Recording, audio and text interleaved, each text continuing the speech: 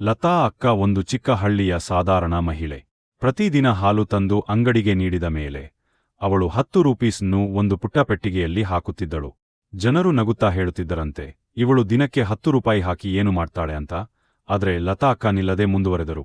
6 ತಿಂಗಳುಗಳಲ್ಲೇ 1800 rupees ಸೇಮಿಸಿಕೊಂಡರು. ಹಂತ 1 bank ಖಾತೆ ಮತ್ತು ಆರ್ಡಿ ಆರಂಭ. ಅವರ ಮೊದಲ ಬ್ಯಾಂಕ್ ಖಾತೆ ತೆರೆದು ಅಲ್ಲಿ ಆರ್ಡಿ ಆರಂಭಿಸಿದರು.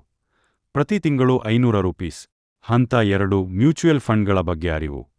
ಒಂದು ದಿನ ಯೂಟ್ಯೂಬ್ನಲ್ಲಿ ಮ್ಯೂಚುಯಲ್ ಫಂಡ್ಸ್ ಬಗ್ಗೆ ಗೊತ್ತಾಯಿತು. ಅವರು SIP ಆರಂಭಿಸಿದರು.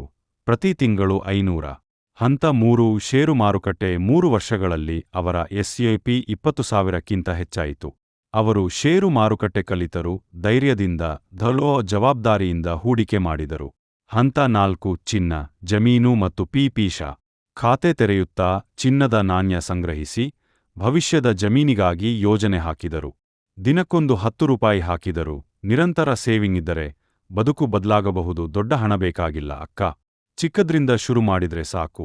ಬುದ್ಧಿವಂತಿಕೆಯೂ ಜೊತೆಯಾದ್ರೆ ಬದುಕು ಬೆಳಗತ್ತೆ. ಸಾಧಾರಣವಾದ ಪ್ರಾರಂಭವು ನಿರಂತರ ಶ್ರಮದಿಂದ ಅದ್ಭುತ ಫಲ ನೀಡತ್ತೆ.